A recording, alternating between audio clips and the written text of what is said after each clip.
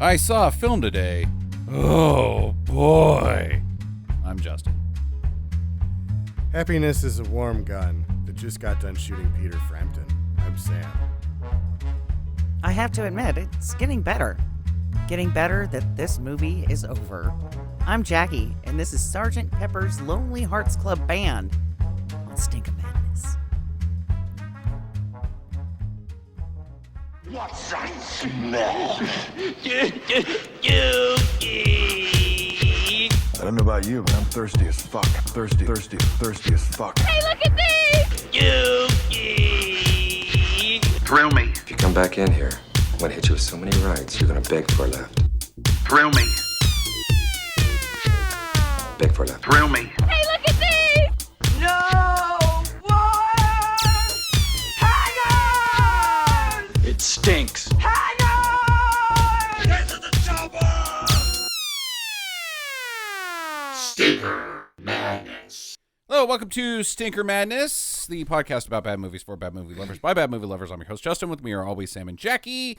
I'm still confused why we have to repeat that every time. Like, the podcast people are still saying, you gotta intro your show the same way every time. Like, why? Just fuck it, dude. It's a podcast. People listen to it. They subscribe to it, and they find it. You don't like it or you don't. It's less offensive than the YouTube thing. Hey, guys. All right, guys. We're going to make a video for you guys. Like, every single fucking one of them does it. Like, don't talk to me, fucking dickhead. Don't talk to me. Just quit breaking the fourth wall, you son of a bitch. You stupid fucking dick. I'm here to see how to beat a level. Just shut the fuck up and show me how to beat the level. Hey, guys. Hey, guys. Hey, also, we got a giveaway, guys. Just trying to do the show for you guys. You don't know me. Yeah, no, you're not, because you're not telling me how to beat the level already. Hello, Jacqueline. This is your movie this week. Yes. Based off a fan request, if I remember. Yes, it is based off of a fan request, and it'd been a while since I watched this. Mm-hmm. And the only time I've ever watched this, I had just had back surgery, and so I was on a bunch of Oxycontin. Yeah. Oh, that'll do it. And I watched this movie and thought, oh man, this is amazing.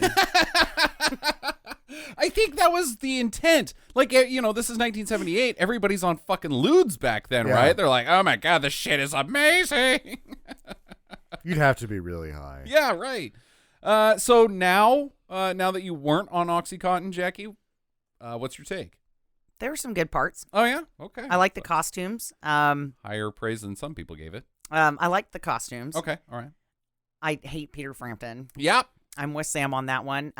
Sam and the world. The world. Yeah. He's just fucking hard to look at. It does. It's And not then even, if he was sucks. handsome, he sucks beyond anything. And his Jackie. voice is whiny and It's kind of terrible. like, he's like the kid at the store that is the next aisle over that's like, I want. I mean, And you're like, shut up, you little fucker. he does such a shitty job of singing that his number one hit actually has his guitar singing for him, because that's how bad his vocalist is. No, he's making mouth guitar, and that I don't know what that thing is called. The thing. Yeah. The voice box bullshit. Yeah, it's just a voice box. That's stupid. It's stupid, but Like- it's better than him singing, isn't it? No, Oh, it sucks. Yeah, maybe. I don't know. It sucks worse than anything. the like, I guitar's saw at least on key. everybody, even people that are sort of kind of cool, will play one of those and be like, "That sucks, man. Stop it." Yeah, Like, stop it. Tom Morello was playing one, and I was like, dude, you're not even as good as Frampton right now. Fucking stop it. Fucking stop it. You're making mouth guitar sounds in front of people. That's dumb. What else you got, Jax, that you observed this time? I liked the limousine. I thought that Oh. was a pretty cool car. I liked how it had sparkle paint. Yeah, let's talk about that a little later once we get there. And, I thought the little town was quite quaint and nice. Heartland. Heartland. It was very cool. It's only a model. Pretty sure that's the same building that Jack Nicholson uses. It's only painted tan for his office and the two Jakes. Oh, maybe. Yeah. It's a set. I mean, it's not like they went to a town. They built Rock Ridge, basically. I think that weird building, though, is a landmark in L.A. Green one? It's probably part of the main piece of Universal, because this is a Universal movie. This is down in the studios. We've probably seen it 100 times. Actually, the exteriors are all MGM, and the interiors are all Universal, and Universal got the distribution rights. Interesting. That's why it costs so fucking much to make, is because the guy, Stigwood, actually made it independently. Huh. That's weird that Universal would do that because, if you go down to the Universal Studios tour, what's Heart Valley or whatever it's fucking called in Back to the Future. Sure. The town. God, man, I'm kicking myself right now for that. Somebody's like screaming on the internet. How dare you not know where fucking Marty Something McFly lives? Estates. Right? Yeah. The town hall or the city hall, whatever it's called, that gets struck by the lightning. That's a very frequently used set, and that would work perfectly for this town. That small town, middle America feel. Yeah. So it's kind of weird. Yeah, it is It's already weird. built. Just use that. Yeah. Yeah, the costumes. Let's get straight into that. They will combine costumes and hair, and almost there's so much costumes and hair that you can't do that, but we're going to break the rules. Of costumes and hair? Because the hair is so much. There's so much hair that, they're like, you can't fit an entire hair segment in with costumes. I'm going to say that Peter Frampton, when he got electrocuted, his hair was supposed to be different, like electrocution hair. But no, it just looked the fucking Yeah, it same. looked the same. They tried. And Barry Gibbs. Barry, yeah. Barry, oh my God, that man is handsome. Ugh. It's funny. I really liked him in Megaforce. He was fantastic in that movie. I love that hair. Because it's Barry Gibb's hair. Everybody tried to have Barry Gibb's hair once Barry Gibb had that hair. I am pretty sure that his hair is actually the center of the universe. Yeah, it definitely has its own zip code. Yeah, it is insane. It's No one's insanely ever- awesome. Yeah. No one's ever had hair as great as Barry Gibb. Jackie, you're the only possessor here of long hair or ever to have possessed long hair. Well, Sam had a ponytail, but that doesn't quite count. How long do you suppose it would take to style Barry Gibb's hair? It's going to take a while because that is a blowout. Yeah. And you have to do that with a round brush, and you have to get the brush just right so that it's creating those feathers. If you mess up his haircut, it will not do that. Instead of using a hairdryer, you just stick them in a wind tunnel and then do it while you're in there. No. Oh, You no. would get too that's ratty. That's not how you do it. That's not how you do it. You don't actually stick a man in a wind tunnel? Weird. You would have to section off his hair and do little sections at a time to get that feathering just right and the bounce and everything because his hair doesn't have anything in it once it's done. I wasn't really... It's not like it's hairspray down or anything. Do you think you could do like a C-section on his hair and get a little baby C-section? Barry Gibb? She said that's all I could come up with. Oh my God, that was like fucking weird, dude. Weird. Okay, so I'm gonna ignore that. So like an hour every morning in the trailer, he gets an hour to do his due. I think so. Yeah, right. I think it would probably take about an hour to get that look. All right, let's cut to your favorite. We know who's your favorite hair. What about your favorite costume in this movie? It's gonna be Barry Gibbs again. Well, which one? Because they wear many, many, many costumes. The tight white silk pants. Okay. The Barry Gibb cock show. Yeah, the Barry Weird. Gibb cock show. Weirdly surprising. Yeah, it's a cock show. I'm in. So I liked that quite a bit. And anytime he wore anything with like army stripes on it, he came out hungover in one shot where he had the little V's on his shirt. Okay. The Captain V's or whatever. Sure. That looked really hot. You know what? You could put him in a fucking potato sack and he'd look really hot. Yeah, he's a pretty good looking guy. I think he was actually, you don't even have to, like you're saying, how complicated making his hair would be. I think he just came out of his mom's vagina looking like that. That's the majesty of Barry Gibb. Could you imagine being his brother, being like, "You're a fucker"?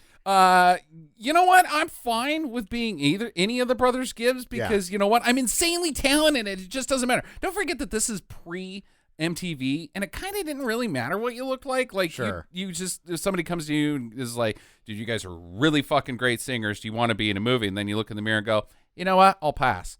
And then you get to go on and keep being famous because nobody knows what you look like. Because one guy was like, are you guys playing Beatles songs with only 3 people? How the fuck do you do that? Right. You guys are amazing. You guys are really good. Like, that's fucking crazy. I want to say though that Robin Gibbs. Robin Gibb? Yeah, Robin The Gibb. most freakishly talented musician to have ever lived. Robin Gibbons, the ex-wife of Mike Tyson. Yes. Is who you're thinking of, right? But Robin Gibb, he has amazing hair as well. He's just, I mean, because if you look at him in this movie, you can tell that he's got those really thick locks as well. And if he just had a different haircut, he could probably get the same look as Barry because he's got the hair for it. But he just went with the long, kind of curled out look, which, you know, good for him for being an individual. I feel like I gotta be me. his hair is just there. Like, he doesn't even really comb it. It just does that because he was too busy learning how to play every instrument better than everyone else. He is excellent. All of it. Like, you could tell that during recording that they had to be like, no, just stop playing, Peter. Just let Robin do this part.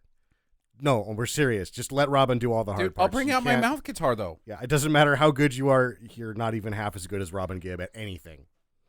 Yeah. Peter Frampton was a weird cast for this for me. I just... As I found, the rumor is that it was supposed to be Andy, the soloist Gibb, and he wouldn't do it. And so Frampton was like, after, he was the end of a very long list of no's. But why Frampton? Because he's the only one that said yes. Like, you ask everybody else? Yeah. And, oh, God, we have fucking Frampton. And then even the Bee Gees wanted out. So, like, after Andy was like, nope, I'm not going to do it, 2 weeks into filming, they're like, fuck this, we're out. But they couldn't leave contractually. Yeah. No, I don't blame them at all for that. It's a fucking travesty, and you would know it as soon as you showed up on set. And then you looked at Peter Frampton, and you're like, dude, what are you doing with your face? Seriously? Have you ever, like, stood in front of another person ever one time? Have you ever talked to a person, Peter Frampton? He looks like he's if you could combine, like, a toothpick and a baked potato, Right? you'd get an over-baked potato. A potato that's been in too long, you get Peter Frampton. Making weird faces. If you ever see this guy play solo guitar, like, there's a whole thing. I don't know if you guys saw the meme on the internet recently where you would take somebody playing guitar on stage, and like a solo, and then replace their guitar in Photoshop with an eel. Or no, it was a giant slug. So they're like looking down and making these faces like, oh, gross. But that's how Peter Frampton looked all the goddamn time, like he was holding a giant slug. Yeah. Well, and the one set at the end where he's supposed to be crying and really upset, right, and singing, you could tell that they had to blow sand in his eyes. Because his eyes are like red and he's kind of squinting. Send him to the hospital. Yeah, that's how films work, Jackie. The one time when he was crying, it looked like somebody just hit him in the cheek with a wet paintbrush. It wasn't even by his eyes. He just had this wet cheek. Like, right. Oh yeah, look how sad he is. We should just mention, like, the truth of Peter Frampton. The truth. It is true that if you were to only own one Peter Frampton album, it would be Frampton Comes Alive. The only one that I know exists, actually. That is true. Here is the truth that no one tells you. That album sucks. That album sucks. It sucks. Frampton Comes Alive blows ass, and everyone you tell that to goes, no, Frampton Comes Alive is pretty good. Really? You go, I'm pretty sure it's pretty good. And you go, when's the last time you listened to Frampton Comes Alive? And the answer is always like 20 years ago. And then you go, I dare you to listen to the whole album the next opportunity you get. I think even the most diehardest defender of Peter Frampton is going to pop that in and maybe make it to song 2 before they're like, God, this isn't good. I know that I can listen to these songs one at a time, maybe at work if I have to, but I cannot subject myself to sitting through Frampton Comes Alive cover to cover. It is impossible. I've owned it 6 times. I have been one of those people forever and ever and ever that I'm like, no, I'm pretty sure I was just dumb. I'm pretty sure it's good. And then I go and buy it, and then I'm like, oh my God, this sucks so bad. And then 2 years later, I repeated that process over and over again. It was the last time I was there, Jackie. Frampton Comes Alive, 49 cents at Hastings. And Justin's like, look at this, Frampton Comes Alive. It's only 50 cents. I'm like, you've bought that album like 5 times and you fucking hate it. He's like, no, it's not that bad. And then we leave. We get in the car. He puts it in the CD player in his car. Third note, hits eject and throws it out of his window. It is only good for killing zombies with. It's, oh man. And he just made this, he just looks at me and goes, nope, it sucks. And he throws it out of his, like, just litters Peter Frampton. I'm pretty sure it's the most littered album of all time. God damn, dude. What is this? Who thinks this is good? Sam, you got anything else about Can't Stop the About Music? Peter Or, I mean, Frampton? Xanadu or whatever the hell this movie's called. Sgt. Pepper's Lonely Hearts Club Band? Yeah, sure. Yeah, the guy's name is Robert Stigwood. That's Okay. the producer, the record producer. The guy. The guy. Uh-huh. The guy responsible for this. Okay, all right. His name is The Barry Robert. Gordy, as it were. Yes, exactly. Oddly enough, Barry Gordy's Last Dragon was directed by the same guy that directed this, Michael hey, there you Schultz, go. but I'll get to him in a second. Okay. He was drunk on Schultz. Yeah. Ooh. On Schultz? Yeah. It's a very rare German beer, Sam. Schultz. It's just actually a... Slits. That's what I meant to say, slits. Yeah. God damn it. Good joke. I just totally fucking blew it. Sorry, Sam. Cut it's you off hard for to- no reason. It's really hard to blow a Schlitz joke, too. All you have to do is say the word Schlitz properly, and it's a joke. Oh, I'm sorry, Sam. I ruined your business by trying to be funny. So this Stigwood guy had basically tried to get a piece of he was Cream's manager. Mm-hmm. The drummer. Ginger Baker yeah, just died, just oddly died, enough. yeah. He sort of won the lottery twice. He got Cream. They didn't last long, but he was going to be fine off of that. Cream kicks a lot of ass. Yeah. Big Cream fan. Me right here. Even though they only had 2 albums or whatever, Yeah. you're going to be rich for the rest of your life off Sure. that deal. And then he got the Bee Gees. And I think ex post facto, most of the Bee Gees are like, I think we would have done better without Stigwood. Mm. He kept trying to make us the Beatles. Oh. Over and over and over again. And like the disco thing, I guess, was their idea. Yeah. He's we like, gotta we get- can fucking sell some albums if you just shut the fuck up. Yeah, can we distance ourselves from you as much as possible? But he had early on tried to get in with EMI, and the Paul McCartney had said after meeting him, like, who was it that owned the Beatles? Their producer? Catalog before Michael Jackson did? Yeah. I can't remember his name. But Pretty good stuff they right said, yeah, good stuff. there. We're movie guys. Barry Epstein. I didn't Barry write Epstein. it down There you because go. you've got to know his name off Right, the top of your head, right? Yeah. So Epstein was like, this guy's going to get involved, and apparently Paul McCartney said, if that guy starts managing us, every single we have, it will be God Save the Queen, and we'll sing it out of tune.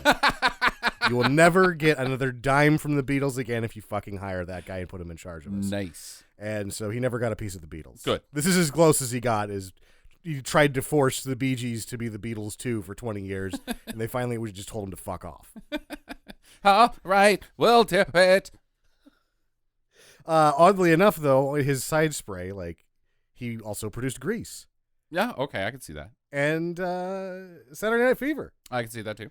And then he was the producer for the original run on Broadway of Hair and Jesus Christ Superstar. So, like, Yeah. he's really lucked into a lot of good stuff and never really, I mean, I'm sure he's super rich and has done well, but it's And probably had a fair amount of cocaine to offer anybody. Like, oh, hey, he's the cocaine guy. Yeah, sure, we'll hook up with him. He doesn't know what he's doing, but God, he's got that pile of coke. yeah, no, I guess that they couldn't do the movie. Like, Robin Gibb couldn't sleep without Quaaludes because there was so much cocaine on the set of this movie. It's like, I have to go to bed now. Give me some Quaaludes because I'm so full of cocaine I would never get to sleep. Oh, God, now I'm full of Quaaludes and I can't sleep. Give me the H. Yeah. Bring me the H. And then you're stoved up for a month. And Steven Tyler's like, I It's- can help you there, man.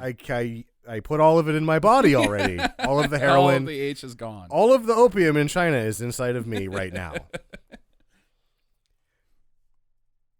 So the director, Mike Schultz, that did Last Dragon, also did Car Wash. Okay. And I think the most interesting thing With about Snoop Dogg and Dr. Dre, yeah. this guy is that he's done an episode of everything. He's a working man, right? But one of the things that he did when what seems like when he did it was as soon as he could possibly get a chance, he does the theatric show of Earth, Wind, and Fire's concert. Okay. The documentary of their show. Yeah, what's that called? It's called something I think it's cool. just called Earth, Wind, and I Fire. thought there was a cool name. There might be a cool name Like for it. Boom Shakalaka or something. But it's probably better than any other live concert movie. But like that's the thing that the neat impression that you get is this guy's like, all these people he's seeing, Earth, Wind, and Fire shows up, and he's like, man, these guys write bad jams. I have got to get this on tape. Yeah, let's make a date on that, Sam, because I'm gonna take you to the rails that if it's better than Song Remains the Same, man, it's gonna be something spectacular. I bet it's better than Song Remains the Same. Because, man, that's good concert shit. Yeah. Yeah, I'd like to see that. Now, for people that turn down roles that are significant, Aerosmith was the second choice. Oh, really? Kiss was the first choice. They chose to do Phantom of the Park directly instead. Oh, we should. That's a great episode for us too. That would be like a back-to-backer. People try to escape, like the Bee Gees say. They tried to escape the movie. One successfully did escape. Snake Plissken. No, Alice Cooper, in order to get off this movie, checked himself into rehab. Oh! He was like, you know what's better than being on this movie? Rehab. Yeah. Oh, so that's Willingly. why his stuff is so short. Yeah. Yeah, he was like, fuck this, I'm out. There was a comic book adaptation that they were going to do. It's funny the way the trivia was written. It was like, well, for reasons that were never disclosed, the comic version was scrapped.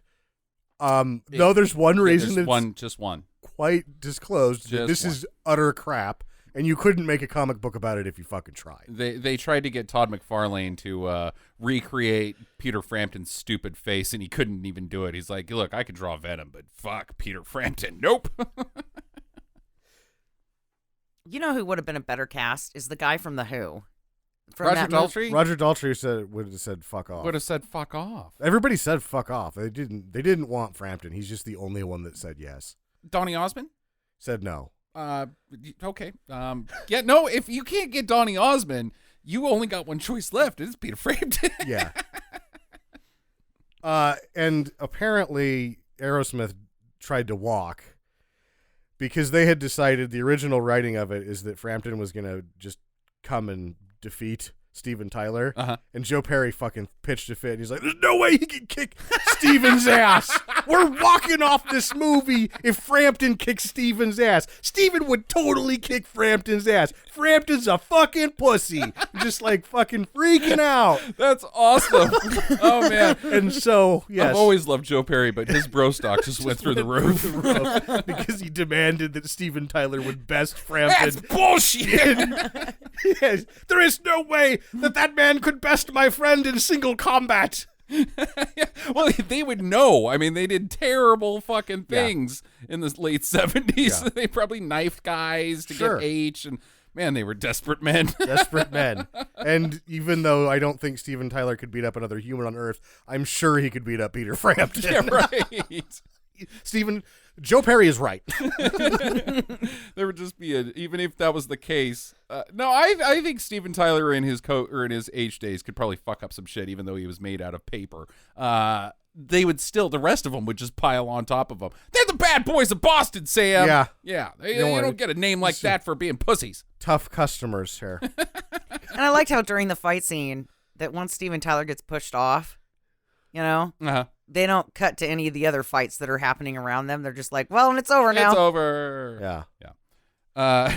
So I'll get to that a little later. The most tragic thing I've heard about this production or anything around it that surrounds it is that at one point John Lennon was Pan Amming from England to the New York. Okay. The flight was delayed. It's already a long flight. And Please so don't tell me he had took a 3-year break in New York because of this movie and was walking down the street one day because of this movie and got shot in the back. One day but when he was hopping the pond and got stuck one time, the plane played this movie not once but twice. Oh, he had to watch this twice. Oh, no. God damn. He just turns to Yoko and looks at her instead for 2 hours because she's not really great to look at either. Yeah. I'm sure, like, it happened that he kind of, like, turned and was like, well, these Bee Gees are pretty all right. No, he didn't. Yeah.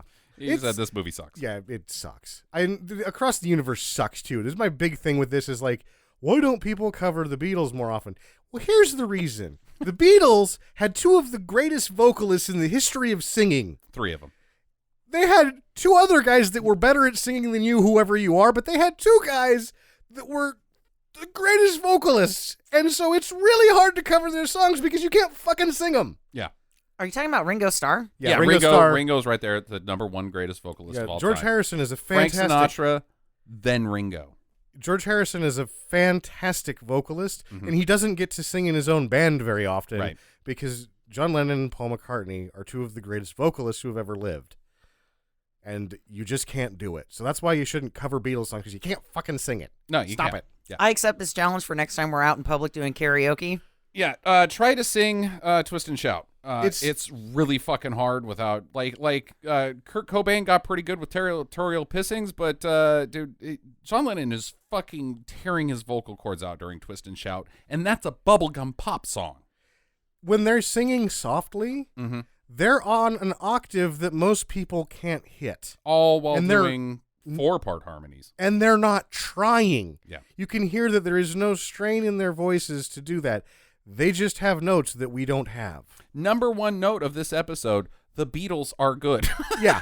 Hey, look, we've cracked it, guys. Yeah. Turns out the Beatles were good. And no- everybody's like, what? For item 2 of why you shouldn't cover the Beatles, they're better at playing instruments than you as well. Also very So superior just instrument. fucking don't do it. Paul's one of the best bass players that's ever lived. That's ever lived.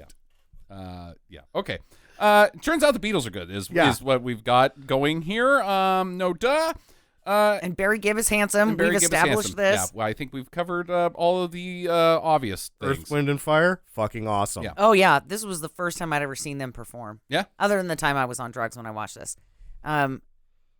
I just couldn't get enough of it. Yeah, we'll have to They're awesome to look at.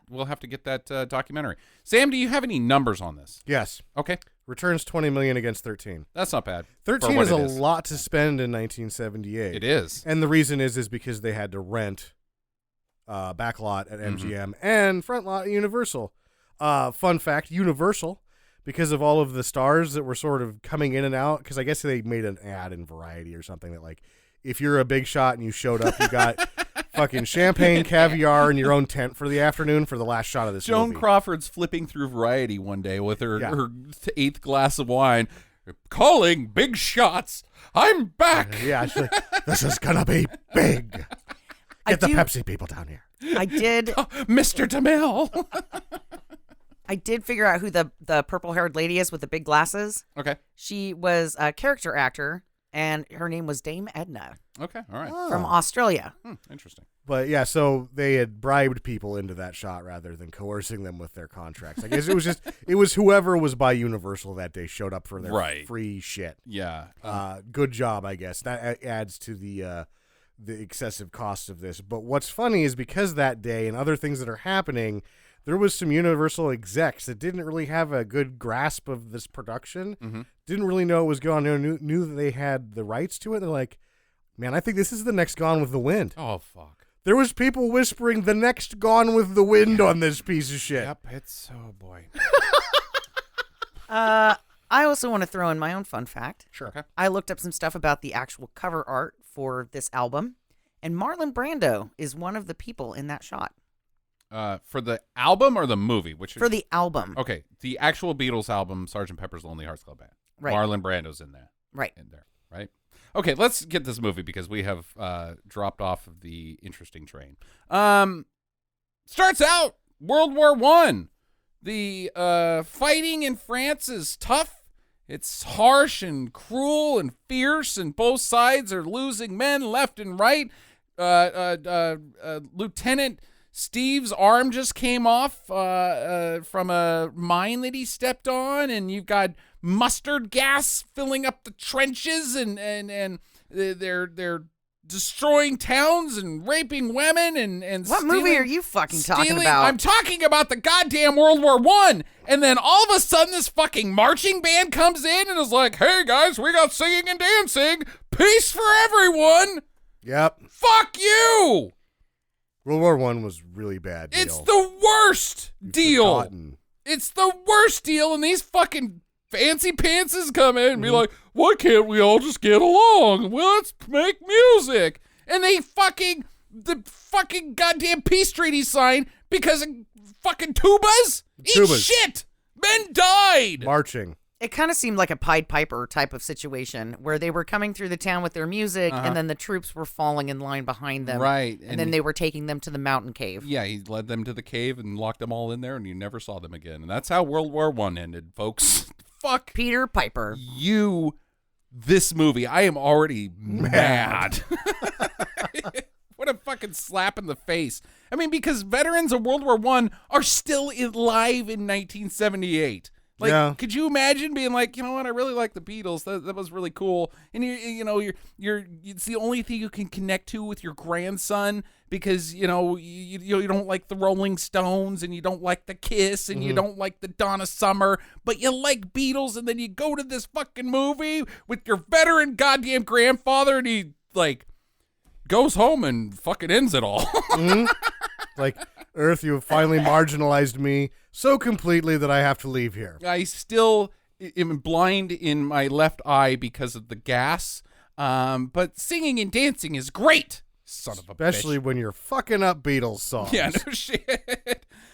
So they're the heroes of the planet, but they're from America. They're from this town called Heartland, America. The Sgt. Pepper's Lonely Hearts Club Band. They're an actual band. That's this singing, dancing bullshit.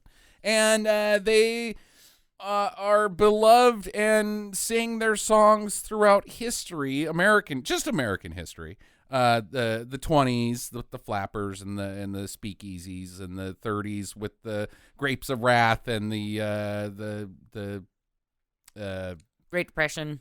Yeah, the Great Depression, yeah, sure. The 40s with the recovery and the World War II and the blah, blah, blah. All I saw here was like lady butt in different things. Yeah, Lady Butt in There different was like outfits, this yeah. one lady that had to dance directly in front of her camera, and her butt was the only part of the shot, really. I think you kind of just like your eyes veered to butt because there was other things. There was happening. other things happening, but that was the only interesting thing in every one of those shots. Was that lady's butt. I didn't see much of the movie. I was mostly watching butt. 3 stars, says Sam. Yeah. Fantastic. Must see. So they're like this big thing that has made everything hunky-dory in the world, even though there's all this bad shit happening that's in the context of this world movie. So I'm very confused about the what Sgt. Pepper's Lonely Hearts Club Band actually does, other They than just play hang out in front of the town hall and play tunes. The reprise to that one song, Sgt. Pepper's Lonely Hearts Club Band. Right. They didn't even play the whole song. No. And so, like, one day they're playing in front of the fucking town hall again, and Sgt. Pepper's blows on his horn and fucking drops dead. Well, they're making a windmill to him. Yeah. Yeah, it's the ceremony for the weather vane. Yeah, that looks like him. Yeah. Yeah. That always points to love. Oh, God. Yeah. Oh, Jesus. Doesn't matter which way it's pointed, right? Love is everywhere.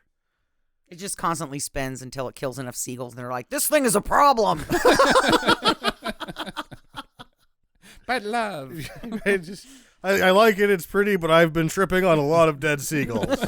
A lot of them. I don't love it. I don't know that I've ever heard of a seagull hitting a weather vane. Well, this one, It's big. yeah. And it's shiny, and they're like, what's that? And then before they know it, they're hitting the head with the trumpet. Mm-hmm. So the world is now lost, I guess, without Sgt. Pepper's Lonely Hearts Club Band. So somebody's got to take up the mantle, as Sure. it were. And that falls on the shoulders of his Sgt. Pepper's grandson, Billy, and his pals. a.k.a.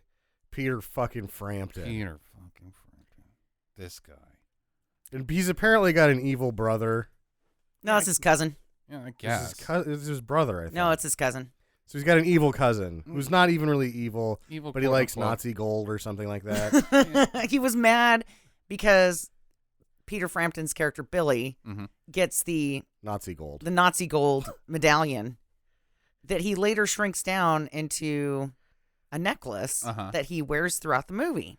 Is that supposed to be like the spirit of Sgt. Pepper's, or what's the significance to the Golden Eagle?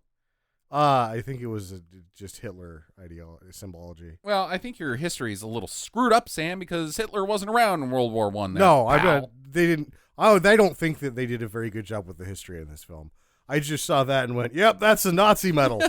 I've seen those before on the History Channel. I don't care where they're trying to go here. He's got a Nazi medal. If you saw it on the History Channel, I'm surprised you weren't like, and it was brought by aliens. Yeah, I was before midnight. Well, and we know that it was brought by aliens because it shrinks down to the size of a necklace. Or is I mean, that just the obvious. magic of Sgt. Pepper's? No, it's fucking after midnight Nazi gold. Okay. That's what that shit is right All there. right. Why am I arguing? So now the world is cool again, I guess, because they've got Sgt. Pepper's. Well, wait, before we move on from this kid business, I would just like to throw out my own personal thought here. Uh-huh. Is it Peter Frampton sucks? Because that's my next thought. No. And my fourth. So the kid, Yes. these kids, right? That grandpa dies and they put this medal on this kid and the cousin's standing there, right? And then they shoot to the three boys. And now your lives have been decided. You are now the town entertainment. The town entertainment. Yeah, you don't get to pick your own career at this point. They just start teaching you fucking instruments. Oh, so it's communism. Well, They're like, all right, you're the drummer, you're the guitarist. I guess you get to be lead because you have the Nazi gold. And this kid's going to manage you because he has fucking zero talent. Uh-huh. He sings every once in a while. Who? About money. The money guy. Yeah. Paul Nicholas is the Yeah. actor. He's like, the magic of Sgt. Pepper's lives on in this guy. His neighbors, the Hendersons, are much better at music than him. Yeah. But I mean, really think about it. This is like the worst possible scenario for a kid. You are doomed to be the country entertainment. Yeah, right. You get to play in the center of town every day for the rest of time, and I guess that makes the world a better place. But then if there's a war, you're fucked because you are definitely going over there, and you better hope that they like music or they're going to shoot your ass when you start your it doesn't matter Pied Piper parade. if they don't like music or not, Jackie. It's the power of Sgt. Pepper's. They just like, oh, wow, I have to listen to this instead of fighting. That's what the movie tells us. Do you think that they're also the best at sex in town? No! Have you seen Peter Frampton? He can't even kiss his girlfriend because he gets too distracted by how much he likes hugging. Right. That he hugs his girlfriend in one scene 7 times. 7 fucking times. That's Speaking of his obscene. girlfriend, they are playing the town square because that's their jobs, as Jackie elaborately fleshed out. Her name, of course, is Strawberry Field, and she loves Billy. Yeah. The most like handsome and charming and chivalrous and kind and What they of don't the bother to tell entire- you.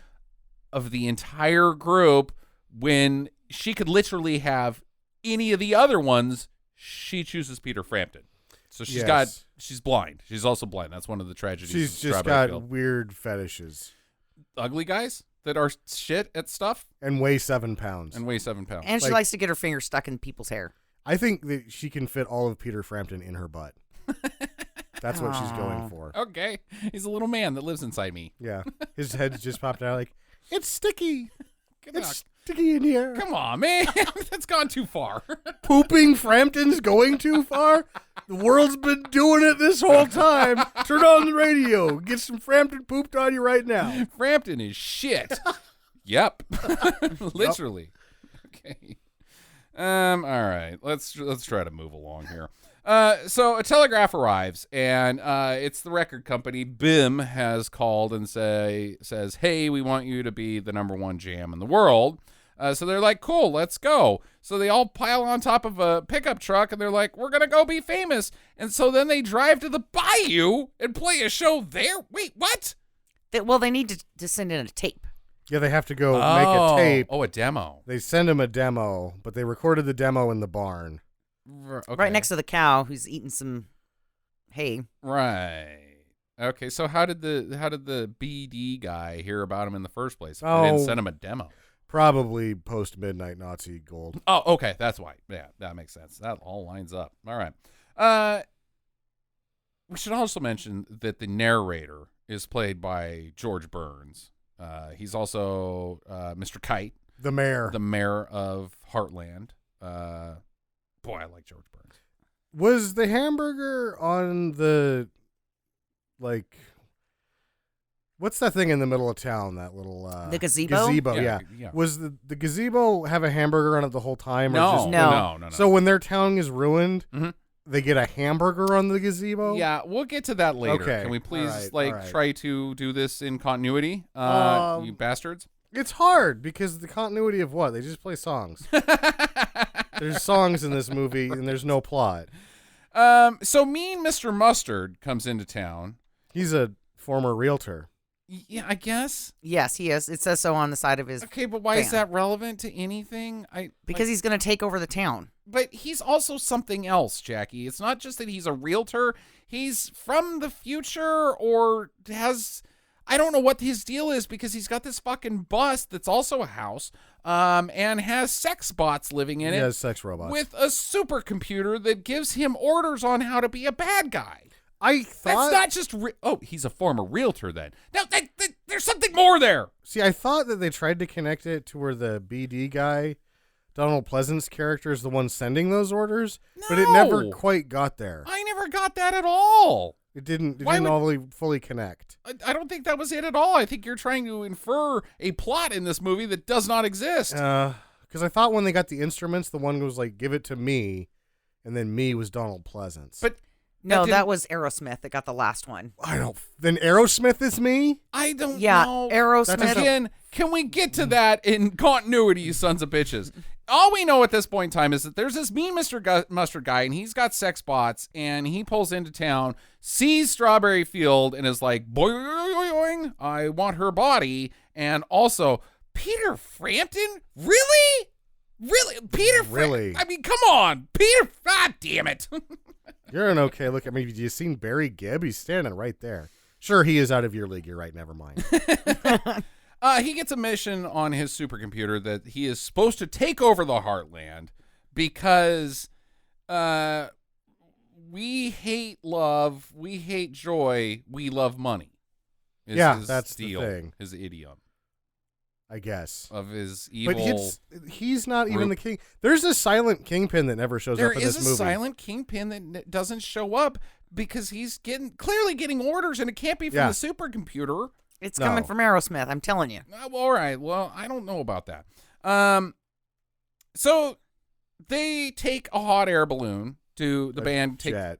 They take a hot air balloon to go to L.A., but then it gets hit by a jet, And they're dead. and they're dead. But Fiery explosion. The little basket floats down to Earth, and Strawberry Field runs into it and pulls up Peter Frampton's severed head with, like lots of stuff hanging off of it still, because if you get hit by a jet, it's not a clean break. sure. And then she I love you. You and look so kisses much him. better like this. Disemboweled, Peter Frampton. And then she realizes he's Peter Frampton's head and punts it. After she barfs on it. She's like, kick it. Punt. Punt. Then she goes wiener hunting. I always loved you. Wiener hunting? Well, yeah, there's got to be some rando wingers out there. At least 4 of them, right? So you got to look around for those wieners. It's like an Easter egg hunt. You want to get the best wiener you can. That's so dumb, Jack. We were talking about punting. We were talking about horrible, macabre, disgusting, deplorable things, and you go, yeah, and then she has a wiener hunt. Well, she's talking about hunting disembodied wieners, so it's yeah, not I a guess whole lot better. Yeah, right? that's pretty weird. She's picking up the pieces too, but she's only interested in one type. This is an arm. I don't want this. Yeah. All right, so they don't die. They get by, I guess, like osmosis. They're in the plane jet or something. It's so not what? What the fuck just happened? Yeah. I can't even infer what happened. They can't either. It's just they had a hot air balloon and they wanted to use it in this movie, and that was the only time they could think of. Sucks. They land and get picked up by this roofless limo that Jackie loves. BD's limo. It's like what is that? Like a Buick of some sort. Something. Yeah. Might be a Century. Yeah. But this is when Donald Pleasance Yeah, right. talks through some songs. He is BD. Donald Pleasance is a L.A. record producer. Yep. Very strange cast. And he's got a wig on and a beard, so he looks like Hank Williams Jr. Right. Why Donald Pleasance? You could have just got Hank Williams Jr. said no. Oh, right. Okay. But he was in the last shot. Yeah, Hank Williams Jr. was in the last shot. Yeah, he How was about in the that? group, Good the Lord. ensemble. The thing with Donald Pleasance is like they ask and he says, "How much will you be paying me?" Right. No, Donald Pleasance isn't going to say no. Yeah. But still, like, Donald Pleasance has a very specific role to play in film. Yeah, and it's this not is it. not it. Not it. No, Like, anybody else? it's fun to watch actually. Maybe we should get Jack Palance to be a record producer. Why would you do that? What? No, it's like getting Jack Palance to play Bikini Lady. Right. That's what's going on here. What the fuck? This bikini is chafing my asshole. Right. This one's a real skin bracer. All right, so they're taken around town in the roofless limo. Oh, man, that car looks like a piece of shit, Jackie. I don't care what you say. Singing, I want you. Yeah. I want you so bad, but they're all singing to different people. All right, so I've got this summed up. Forever. This takes forever. They get picked up in the limo, and the driver wants to bang Billy, but the manager Wants to bang the driver. wants to bang the limo driver. What's her name? Lucy. No, her like star name. Stargaze. Oh, Stargard. Stargard. Yeah, Okay. really weird. Okay, so the manager wants to bang the limo driver. They get to Beatty's pad, and pool ladies want to bang the whole band. But the whole band wants to bang the photographer. So they all just settle on eating a bunch of food like pigs. Yep. That's how that whole sequence goes for 10 fucking minutes. And getting super high. This is where you first get it. Like, yeah, it's gonna suck. The Bee Gees carry a couple of the Beatles tunes perfectly fine here, but anytime they put anybody else on vocals during these songs, they blow it. Yeah. They blow it so hard. And this sequence is one of the greatest Beatles songs, Being Murdered. Being murdered. Being murdered. So at the end of it, the whole thing is this fucking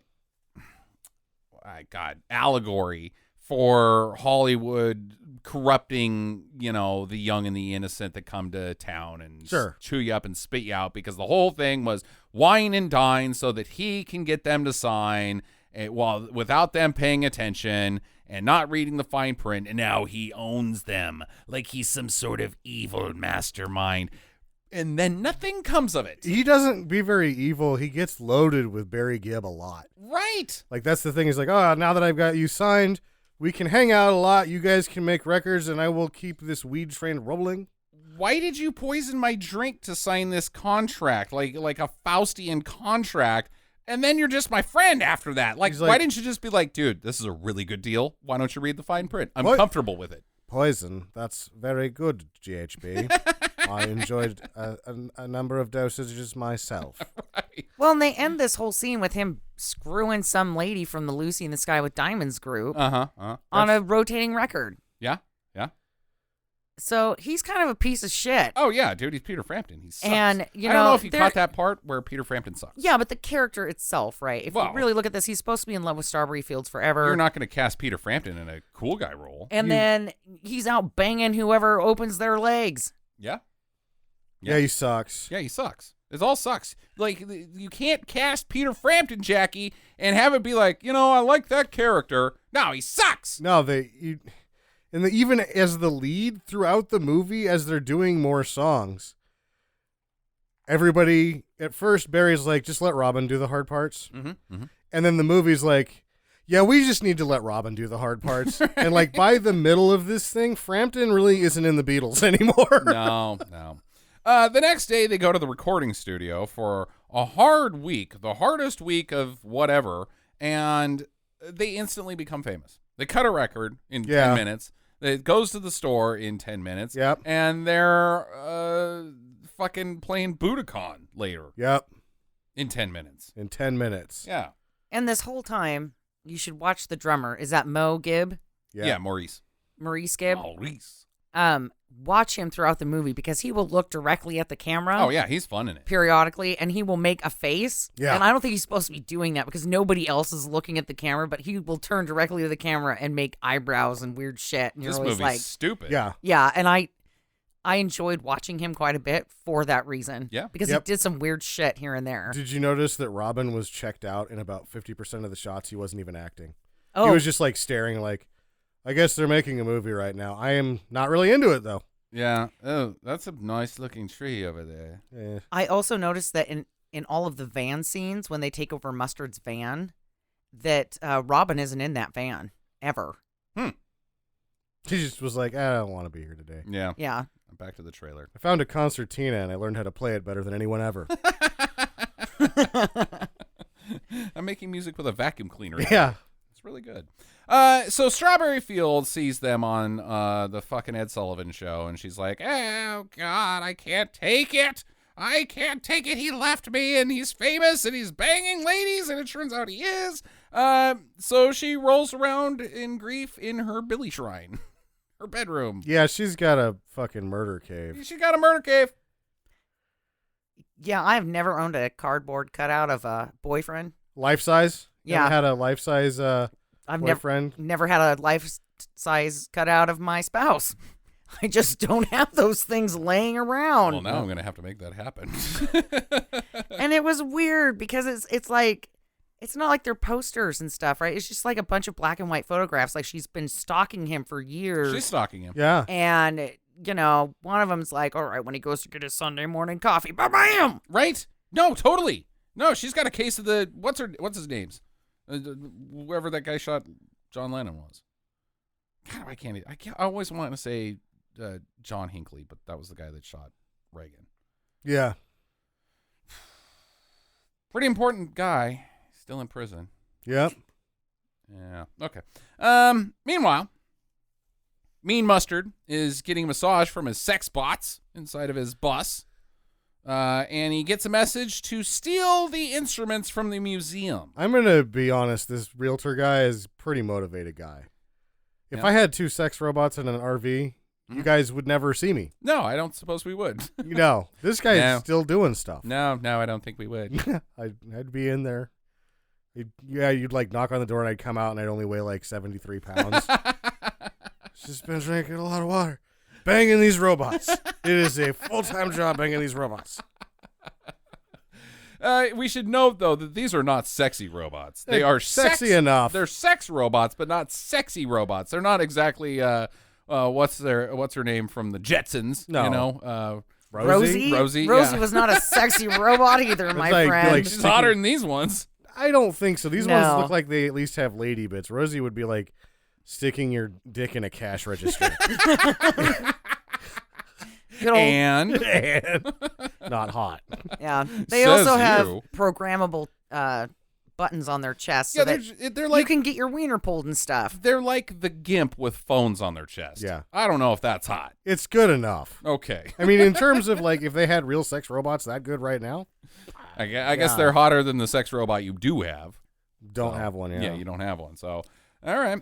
Who's to argue with you then? Yeah, everybody in the world would have a separate room in their house where they just kept their sex robot, and then everybody's like, "Oh, is this a spare bedroom? Don't go in there. It's where we keep Johnny Robot." Johnny Robot. Johnny, bro. Is this the bathroom? Tiger, roo, tiger. Oh my god. So, yep. Yeah. This is a very helpful robot that helps you pee. I don't know why it pulls on your wiener when you put pee, but man, terrible aim at the toilet too. Just gets piss all over it. Yeah, I went into that room over there, and your robot friend jammed me onto the ground and went ahead and hit my prostate about 4 times. First, I didn't like it, but then it got fun. I guess it was trying to really help clean me Yeah. out. Put a whole fist in there too. Okay, so he gets a message to steal the instruments from the museum, and then disperse them to his evil brotherhood Of guys Music lovers. that do songs, maybe. I Or don't. not. This is the plot of the movie right here, and can somebody explain to me what's happening? If the instruments are gone, then bad. Then they don't have as much tourist income because we can't show you Sgt. Pepper's instruments. The luck and the love starts to run out of the town. The luck and the love. So the town's prosperity starts going downhill when the instruments leave. And Wait. the evil villains want the instruments because it will increase their business. Oh, so they're magic instruments. Yes. They're made Oh. of post-midnight Nazi gold. Right. Okay. I thought that they were just. The movie does not do a good job of establishing that they're musical instruments or magical instruments. He says that they're magic. Okay. George Burns does when he takes it out of the mannequin's hand Huh. All right. at the very beginning of the movie. I missed that completely. It makes sense because there's bags of cash later. So I guess they steal the instruments and they get cash, Okay, so now the villains want it so that they can have all the power. even though they're already rich. So they're He-Man swords. Right. Yeah. So the Okay. first villain, Maxwell Silverhammer, he's creating the army. Mm-hmm. The second villain, Alice Cooper, Mhm. he's brainwashing them. Right. And Aerosmith is the head villain. What? He's in charge of everything. Aerosmith is the head villain. Yeah. Uh. And the mustard guy is out there buying up towns and creating a crappy civilization. And they take the elderly people and turn them into young soldiers? Yeah. Huh. I'm still confused about the Aerosmith thing. We'll get to that later, I guess, but for the most part, I can't argue with what you're saying.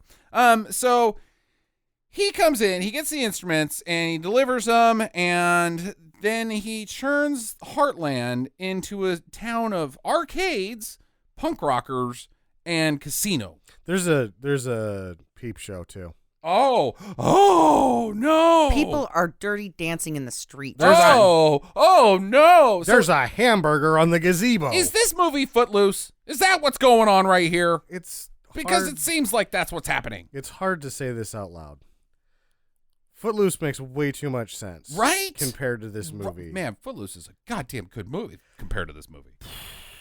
Footloose sucks. Footloose sucks. But seriously, like, whoa, he ruined the town. It went from like fucking evangelical, fucking small town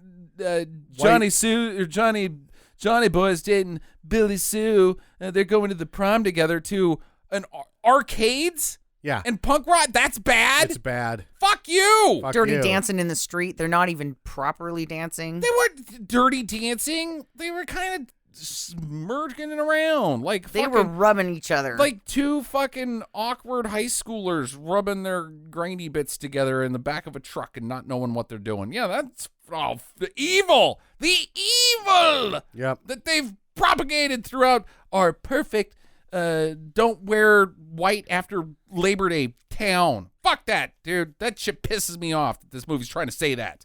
I think I'm just going to start wearing white all year round. I think you should. Fuck it, man. Rebel. Yeah.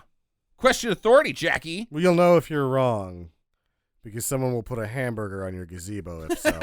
That's right. And they put a hamburger on the gazebo. A So giant hamburger is now the roof of the gazebo. Burgers The town is ruined. are evil. We've got our very evil statue to represent how evil we are. The cheeseburger. It's got drippy cheese. Oh, the cheese so drippy. What the fuck? What the fuck is this shit? Like, and then, like, the only bad thing that really happens to town is, like, there's trash everywhere. Yeah. Which, again, implies that if you have arcades, punk rockers, and titty bars in your town, everybody just, like, all of the morals just go aside and just shit starts piling up. Yep. That's what happens. Fuck you. I guess, like, Nope, we got a titty bar here in town, and it just went to shit. Everybody just started throwing their Coke out of the windows. we don't have a titty bar here in town, Jackie. We have a bikini bar because it's illegal. It's fun fact, the world. It's illegal to show your nipples in Boise, male or female. Yep. So I have a set of ACLU pasties. yeah, exactly. Men have to wear by law pasties in public, at least. It's the stupidest. But yeah, we don't even have a titty bar, Jackie, and we got trash all over the place. Fuck you. But I will say that this is 1978, and this was before Vegas got super cleaned up and family friendly. So maybe I never went to Vegas in 1978. So maybe they're just saying he's turning it into Vegas. Maybe. This is when you can get a tugger in the middle of Times Square. Yeah, right? Or something. I don't know. Just everything sucked in 1978. This is bad stuff. It's all bad. Arcades, punk rock, sex. It's bad. Arcades. I mean, I don't get that connection, but whatever. The video games are bad. They're They causing are. people to go violent. Fuck you, yeah. Farming simulators killing a bunch of people. Anyways, I could go on that tirade for about 10 hours. Jackie is just over there rolling her eyes constantly. Oh, I checked out. Yeah, you checked out. All right, so Strawberry is like, oh, my perfect fucking middle America town is ruined. I'm leaving. I've got to go find Billy and murder him because I'm a psychopath. And so the sex robots wake up Mean Mustard because he wants to, like, have her. Yeah, they're like, oh, your lady that you're not screwing is leaving. We're also your informants beyond your sex robots. We're your Tinder? I don't know what they are, but they're very attentive. And he then sees her going, so does he put on the capture at this point? What's going on with that? He's going to do some songs. He and just then some follows shit her in the happens. bus. Yeah. Yeah. There's some more songs that happen. Right. She gets to L.A. and there's a billboard of Sgt. Pepper. thought we already Sgt. Pepper's did- band. No. And then the Lucy in the Sky with Diamonds billboard is set back from theirs. And then all of a sudden she's having a hallucination that they're all dancing and rubbing on each other. Right. Because she's a fucking murderous stalker. She doesn't care about Billy. She just wants to murder him. Yeah. For love. No one else can have you, so you must die. Anyways, so she finds him in the studio with the band, and Mean Mustard also pulls up outside in his bus, and so she grabs Billy and is like, Billy, Mean Mustard's bad. Come back to town. Here's his bus with his sex robots, and I don't know where the fuck Mean Mustard is during this whole sequence, but they're like, oh, he's stolen the instruments. We got to get him back. I guess that's Apparently what's happening now. he went in to use the bathroom with his driver, and they were like, there's his bus, and they just fucking take it because they're a bunch of fucking hooligan thieves. Well, it's Donald Pleasance, so nah. Donald Pleasant wasn't part of this. This was the Bee Gees and Peter Frampton. I've got the irritable bowel syndrome, so I must use the restroom before I do my villainy. It's often a long period I'm in the toilet. Oh yeah, Donald Pleasance isn't the bad guy. In this Yeah, I movie. was gonna say he's not the bad guy. It's always guys. so. See, I'm confused on who the bad guy is because Donald Pleasance is in this movie. He's not the bad guy. I'm just playing Hank Williams Jr. So anyways, they go to Dr. Maxwell first. Guess who it is? American goddamn treasure, Steve Martin. No, Steve. No. This sucks. No, Oh, Steve. this part was really hard to No. watch. This isn't. Maxwell Silverhammer. It just. Oh, This is Steve Martin 1978. This isn't Steve Martin trying to get on SNL, and this feels like an SNL audition. It's awful. It's awful. This is post Little Shop of Horrors. This is post Jerk. This is post Two Wild and Crazy Guys and post King Tut. What the fuck, Steve?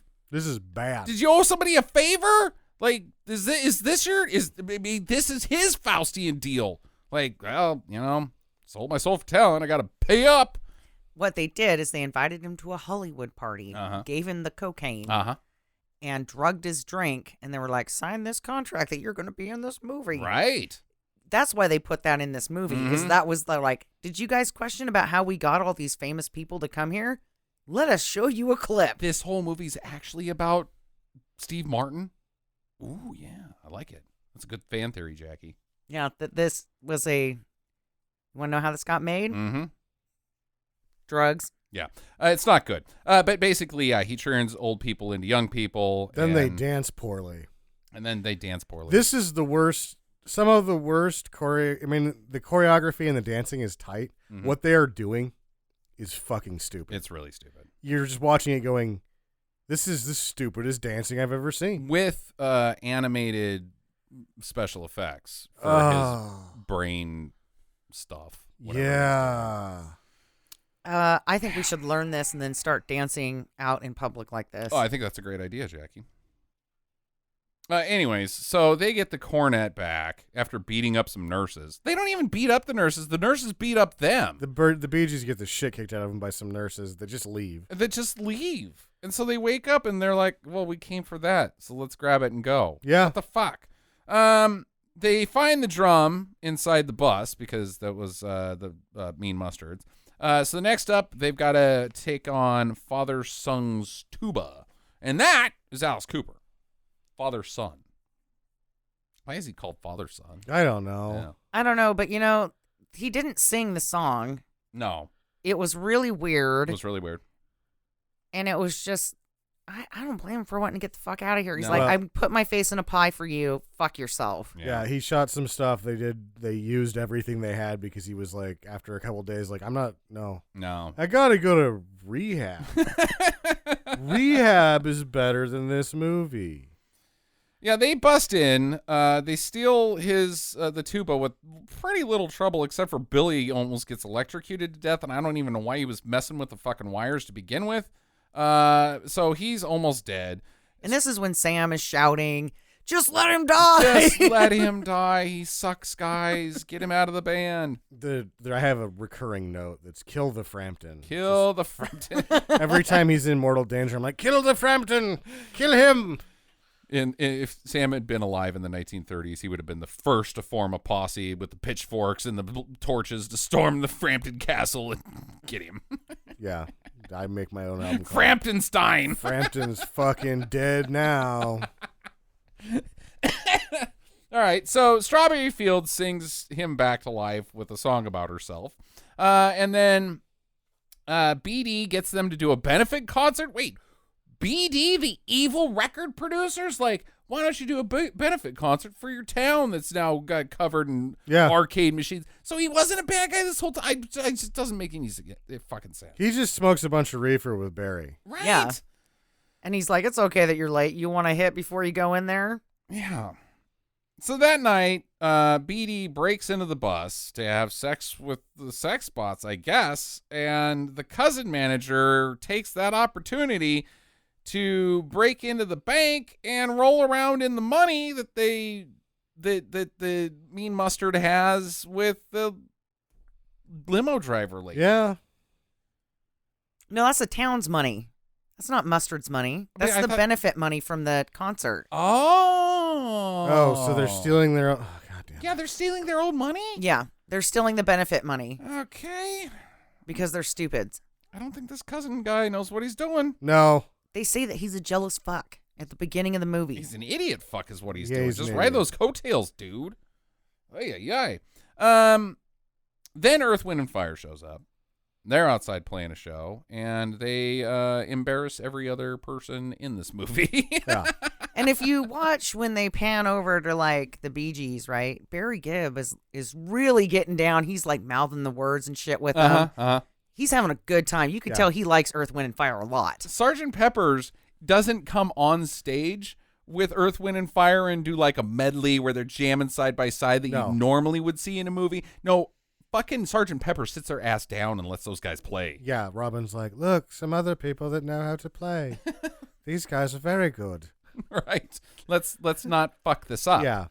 Oh God. So they kill it.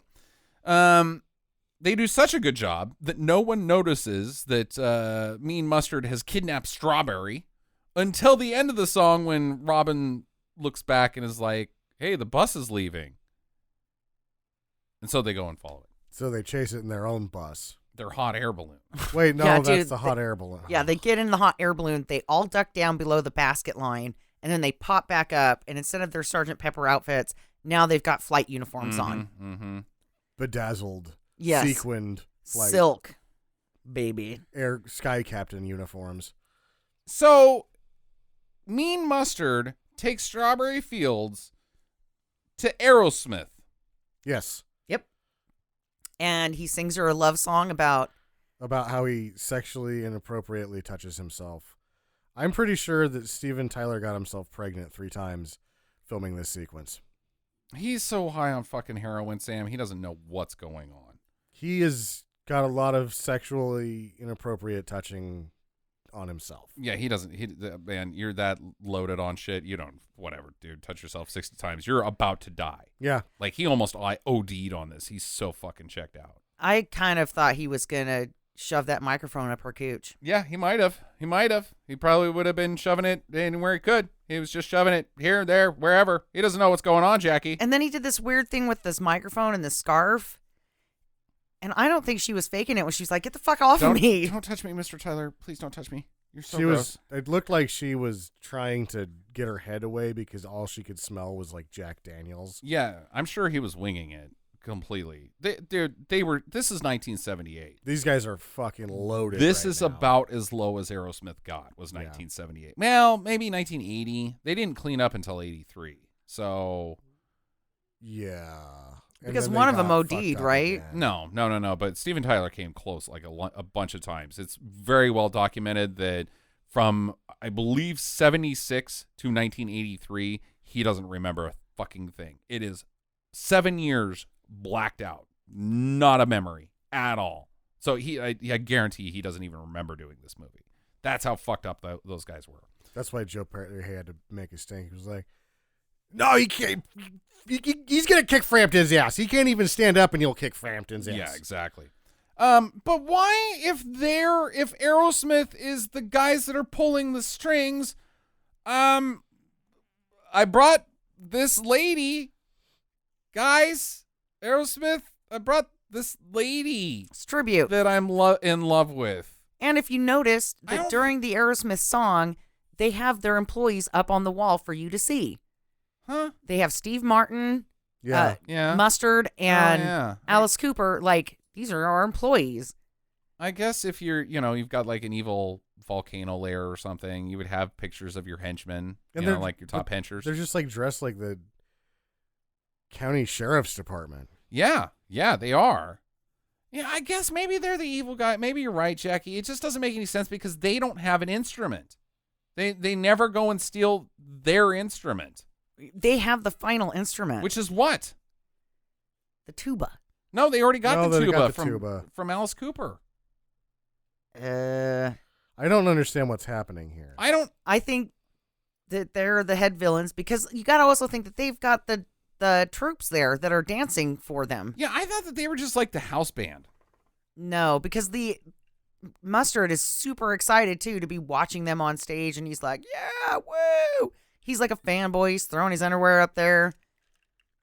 I don't know. I guess it's the best theory we got who the bad guy of this movie is, but it also is, they're pretty bad at being bad guys because all they do is just come out and fucking play what's come together. Yeah. And Whoa, then villainy. Steven Tyler does defeat Peter Frampton handily in single combat. Right, he does. At which point, Frampton's girlfriend lightly touches Steven Tyler, who is then killed by it because Peter Frampton's that much of a ninny. Exactly. Then she just falls on some stairs and eats some meteor shit and dies. She takes tumble. Reround this Yeah. so we could watch it. It's a pretty funny bad dummy. Yeah. This was a great scene. It just cuts to a wide of like, oh, she didn't make it. The thing that she's chained to, I guess breaks off of its mounts and like drags her to her demise. Just goes over the edge, and that's it for Strawberry. Oh, I should have tied her to something better. Strawberry Fields Forever or Until Stairs. Right, until stairs. Yeah, so Heartland has a giant funeral for her. Billy is super sad. He's just despondent. He goes for a sad walk and cries. And then he jumps off of a 20-foot porch roof that wasn't going to kill him. No. But the Bee Gees just sit there and watch, like, do it! Yeah, exactly. Oh, God, please, is this the time? Is this the time? No, it's not the time because the fucking weather vane comes to life, and it's Billy Preston. Billy fucking Preston. Who is not the same guy as Sgt. Pepper's was before. No. So, But he's supposed to be Sgt. Pepper or it's just maybe because that's who the windmill is. no. The The weather, weather vane is Sgt. Pepper. No, okay, so Jackie, I know you want to be really like it is, but there is a shot of the weather vane existing at the same time as the original Sgt. Pepper existed. They can't be the same thing. The weather vane is the spirit of Sgt. Pepper of Billy Preston. Oh, well, I thought that. Yeah, he doesn't die until the weather vane is put on top of the roof. Ah, all right. Nice- Okay. nice try. Nice. Okay. Now, this makes more sense now. All right. It doesn't. No, but it doesn't. It it's makes less it sense, makes actually. less sense. He turns into a man who flies, and that man happens to be, and he's doing JoJo. Yeah. And oddly enough, Billy Preston did the keys in that song originally Okay. for the Beatles. That makes sense. How about that? Yeah. Then he uses bullshit magic to bring everyone back to life. He zaps his fucking finger lasers and makes it so Peter Frampton doesn't die. Bad choice. Then makes Mean Mustard and his henchmen the Pope and a cardinal. I don't know what that is. And the cousin and the limo driver, and they're dressed like saints too. And then zaps Strawberry Fields back to life. Changes everybody's clothes into fun time dancing clothes, I guess. They're Sgt. Pepper outfits. Right. And then they were taken out with We Are the World prequel. Yeah. Pretty much everybody who's anybody gets together and sings the outro to Sgt. Pepper's. Yeah, and Robin's like, oh, Frampton almost died. We can play the Beatles with 3 people. If we have him, we can't play the Beatles at all. All right, so that's your movie. And now, Jackie, would be a good time to say, Tina Turner was in there. Tina Turner was in there. Dame Edna, Paul McCartney, Hank and Williams Ringo, Jr. which was weird that they did that. Paul Yeah. McCartney and Ringo. Oh, McCartney was apparently ex post facto when he saw it. He was like, oh, motherfucker. He was pissed. Yeah, I bet. It was like, oh, I hated that guy. That guy made me think I didn't hate him. Now I hate him so much more. I fucking hate that guy. And Peter Frampton really isn't very good. Yeah. Oh, the Harrison was, because I think he's the only one that made it out without saying it. Okay. And he was like, it wasn't fair for the Bee Gees because they're a good band. Right. That they should have got a movie where they got to play their own music and it would have been better for them. Right. And then, like, asked about Frampton, he just sort of doesn't say anything. I'm the nicest man on earth, and you've asked me about Peter Frampton, so I'm going to say nothing. Did you say Eric Clapton? Eric Clapton's very good. Yes, he's still my wife, and I'll talk nice about him. Yeah, he'd do that. Frampton. Very good guitarist. Anyways, yeah. This movie. Fuck this movie. God damn it. We covered all my questions. I seriously have, what's the plot? Who's pulling Mustard strings? Why Frampton? And I mean, not just why Frampton for this, but why Frampton for anything? I just don't get Peter Frampton at all. I mean, who saw this guy and was like, oh my God, he's fucking the next Cheap Trick. Really? Well, I know it's like stuff happens like Rick Astley or whatever, right? Dude, don't you diss Rick Astley. No, Rick Astley's. But you see, you're like, this guy is singing and dancing nice. Yeah. And then somebody will be like, well, why him? I'm like, have you seen Frampton? Yeah, have you seen Frampton?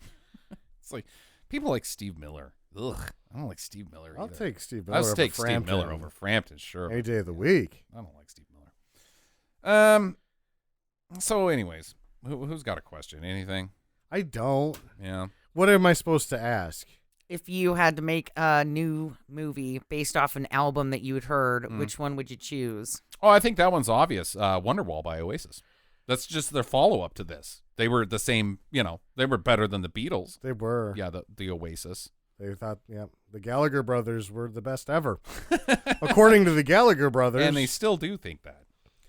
Yeah, they just have to keep the door closed and the TV off. Yeah, Noel solved Brexit last week, I believe. Oh, God damn it. Yeah, he weighed in and told everybody their fucking business because he's Noel Gallagher.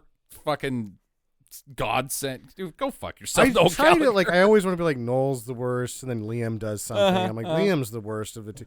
There's just douches. Yeah, no, the sequel to Sgt. Pepper's Lonely Hearts Club Band is Wonderwall. Yeah. That's the only way you could make this shit worse. Yeah. And get Peter Frampton to come back, of course. Oh, I was going to go Ray Stevens' Greatest Hits. Ray Stevens. Have you ever listened to it? You'd have a train in there where, the woman's going to be ran over and there's a villain, and then it would switch to some camels. It's going to be there's a lot of things happening in this Ray Stevens movie. Yeah. There's a squirrel that went to church. Yep, that's what we need. Did he do the streak too? Yeah, and he did the streak. Now there we go. He's gonna be a naked guy. This movie's gonna have it all. Yep. Okay. All right. Final recommendations, guys, on this. This is a tough call. I think I'm gonna take lead here. Yeah, go ahead. What I have to say is if you've never seen this, you kind of have to watch it I don't know if you do. and then never watch it again. I don't. Why do you have to? There's no historical significance to it. No, it's worth seeing. Unless you want to see what killed the Bee Gees' career, I guess, because Yeah.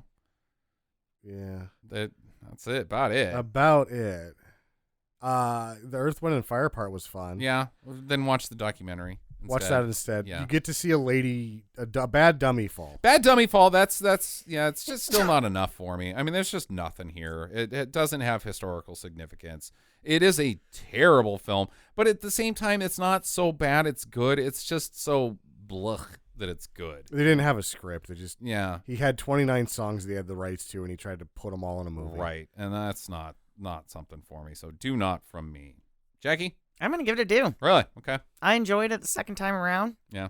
I liked all the guest appearances. I love the Bee Gees, so They're fucking great. But this is not good. I mean, this sucks for them. It was entertaining though for me. Okay. Just because like Sam said, right? They started doing weird shit towards the camera because they don't want to be there. They don't want to be there. And I don't know. I think that just, and then you get a look at Aerosmith and how fucking whacked out they are when they're on set. Mm-hmm. And I just enjoyed it. Okay. It was kind of weird, and I just liked it. So I like the flashy colors, Justin. 2-1 do, I guess, with one Caveat kind of on the do. ropes. Yeah. Just the one time. Don't do it again. All right.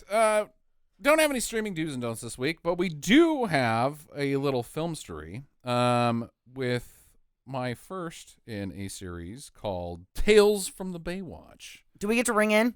Yeah, why not? This isn't that important. I do want to.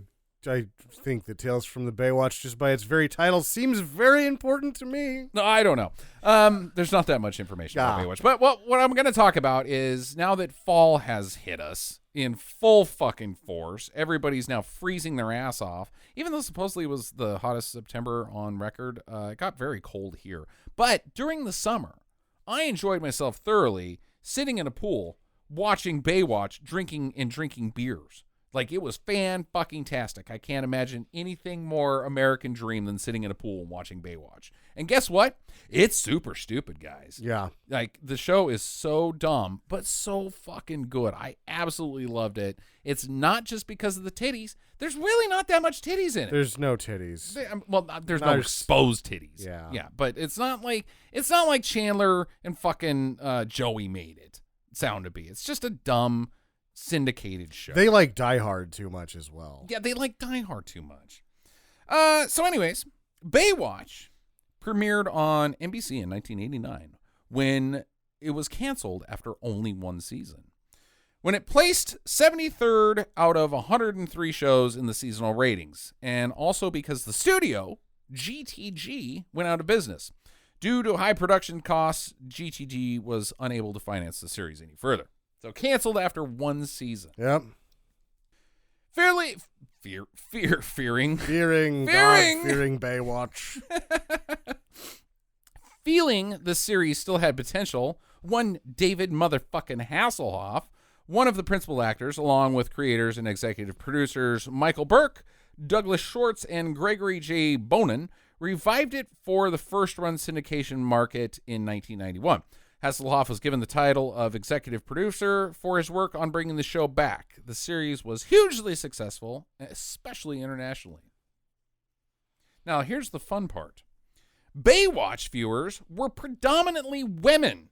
Yeah? What? There's some hot dudes on that show. 65% of the show's fan base was female. It's not even close. 65%? Yeah. And this is looked at as like a sexist, misogynistic show ipso facto. And I tell you what, it is not. This thing is as fucking progressive and West Coast lib as you can possibly fucking get. Every single show, every single episode is like an episode of He-Man. There's Yeah. always a moral at the end where David Hasselhoff sits down in front of a fire and tells you how to live your fucking life. Hey, Hobie. Yeah, that's right. I named my kid after a surfboard. Right. Now I'm going to tell him about green living. I thought he was named after a sandwich. The Hobie sandwich. I thought it was a West Coast thing. That's a hoagie sandwich, Jackie. But now I think you've given me a great name for my next dog. Hoagie. Come here, Hoagie. You have to be a weenie. With okay, so 65%. With its number one audience being women aged 18 to 34. Speaking in 2001, Schwartz explained that after doing focus groups on Baywatch for about 5 years, they learned that the show appealed to this demographic because most of its lead characters were strong, independent women who were heroic, who were saving lives, who were equal to men. So there you go. Anybody that says that Baywatch is just some sort of, you just watch ladies in red bikinis. Those swimsuits are too practical to be sexy. They are. and they're a size smaller than they need to be so that they go precisely up the butt just a But they little. got to be fast, Jackie. The more butt cheek you have exposed, the less resistance you have to the water. Oh, You got to have a smooth butt rather than cotton. so you think that they shave their butt hairs off? Oh, you have to have a smooth butt, dude. It's Otherwise, all about being fast in the water. yeah, Oh, okay, yeah. I okay. mean, that fraction of a second that you gain by having a smooth butt could save someone's life. Yeah, guys with hairy butts get caught in seaweed all the time. Right? They're just out there being like, "Keep going, Yep, help that Go man." without me. I'm caught in, my butt hair is tangled Leave me in the behind. seaweed again. I should shave or get a different job. Yeah, and then the hot ladies with the smooth butts save all the guys. Yeah. Save everybody's life. Just Yeah. right through the seaweed. It's how we It's how we save this goddamn planet is smooth butts everyone. Okay. My particular favorite part about watching Baywatch as an adult, though, isn't the slow motion running or the super lib storylines or even just David Hasselhoff sort of holding it together.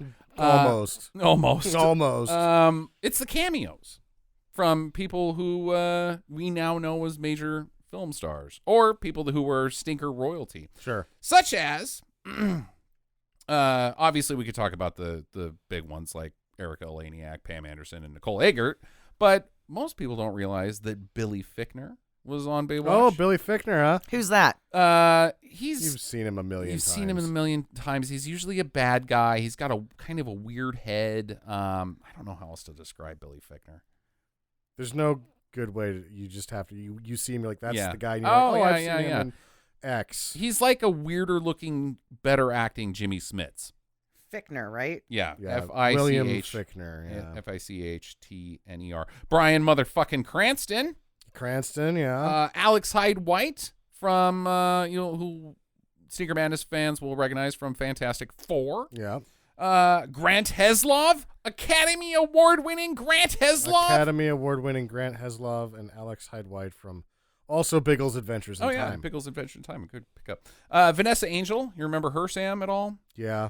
From Kingpin and Weird Science, the TV show. Yeah, she fell off the edge. Like Yeah, she she was hot and then she was gone. Burn Bright. Danny Trejo. Huh.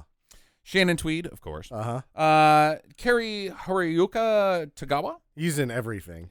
in fucking everything. Jackie will remember him from Mortal Kombat and Showdown in Little Tokyo. I remembered that first guy. I looked him up. Oh, yeah, William Fichtner. Yeah, Yeah. he's in everything. Ted Raimi. Ted Raimi makes out with Pamela Anderson. I thought that was an Yeah. interesting choice. Elizabeth Berkley, of course. Yep. John O'Hurley.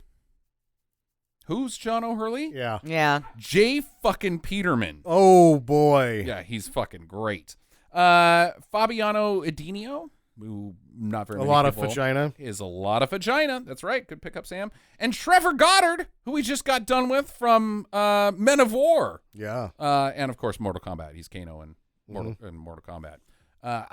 That's my fun thing to do is be like, hey, shit! Hey, look at that! Look at Well, that guy. there was that horse who made a cameo appearance too. The horse. I watched one of these Baywatches for this segment, and it had a horse that was on the beach, ridden by a blind cowboy. Was it a famous horse? Yes, its name was Frank. Okay. Frank the horse. Okay. I'm just making that part up. Yeah. but I like that Baywatch had a horse on it. Okay, well, that's not a cameo by a famous person then. That's just a pony, Jack. It's a horse. It's a horse on Baywatch. It was awesome. Which means there was probably a horse master on set. Yeah. Well, obviously. Yeah. Was that a joke or just a simple observation? It was meant to be a joke, but it seemed like it was very informational. Could you like ring a bell when we're supposed to laugh or something? Because I didn't know that you were telling a joke. I thought you were just making a observation about TV production. Yeah. So we'll continue Tales from the Baywatch. At some point, I don't imagine that I'm only going to watch Baywatch during the summer, but 11 fucking seasons that show made, which is a lot. That's really, really long syndication run. Really, and they're hour-long episodes, and this is back in the day when seasons were 22 episodes, so it's 22 hours every fucking season. So how far did you get? I'm halfway through season 4. Oh, okay. Yeah, so that's just covering seasons 1 through 3, that cameo list. So are you going to tell us, like, what was your favorite episode about? Oh, no. So far. No. Mostly the Hobie and Mitch episodes. I like it when they have some sort of issue at home. You know, Hobie's being, he doesn't want to do his homework, and Mitch has got to figure out a way to, how do I talk to these kids? Or Hobie is rebelling and goes surfing where he's not supposed to, and Mitch has got to save his life. But mostly just the Hobie and Mitch episodes, which is pretty much what the show's about. Yeah. It's just the story of his a father and his son, and the father happens to be a life-saving hero, and how does the son fill in those shoes? Well, not good, because his first girlfriend dies. Hobie's? Yeah. No, she doesn't. She does. She goes back to Seattle to die. Oh, yeah, but that's not because she died at Baywatch. She was diagnosed with terminal cancer, Jackie. Oh, yeah, Hobie, you're supposed to save her. Yep. Stupid Hobie. No life preservers for the cancer. Dun, dun. Doesn't matter how much smooth your butt is. Oh, and I on like that the note, first season with the guy who doesn't make sense. It's like Mitch's best friend who works for him. He's like supposed to be handsome. the attorney. Oh God, what the heck is his name? But then it's like he has this huge beach house. Uh-huh. He's a lifeguard. Right. He can't afford. He drives a No, Corvette. he's an attorney as well. He does the lifeguarding on the sides because he loves saving Jesus, life. fuck. Yeah. This is the blonde-haired that guy, right? with the Okay, curly yeah, I hair. saw Oh, that one. Fuck that guy. Yeah. Now that I know that he's an attorney too, that makes him bullshit. Yeah, man, he keeps Baywatch open at one point. Oh, Oh, the no. power of the law. Stupid. All right, we got to wrap this up, guys. Next week is the official beginning of Spooktober for the show. And we're going to do a curveball here with Freddy 2, my pick, Freddy 2 Nightmare on Elm Street Part 2. So make sure you check that out this week. It is not the movie that you think it is. Final thoughts, guys? Anything? Well, that was the movie dogs. The dogs are telling us to stop it. Wrap this shit up, B. All right, get to the chopper. Fans of Stinker Madness, iTunes thinks you don't like us. What? How is that possible? Well, it's because you haven't given us a review yet. Go to Stinker Madness on iTunes and take just a couple seconds to rate and review us there. While you're at it, hit up Stitcher.com as well. Be sure to follow us on Facebook and Twitter @/Stinker Madness and email us at talk@stinkermadness.com. We'd love to hear from you. Thanks for listening, and get to the chopper.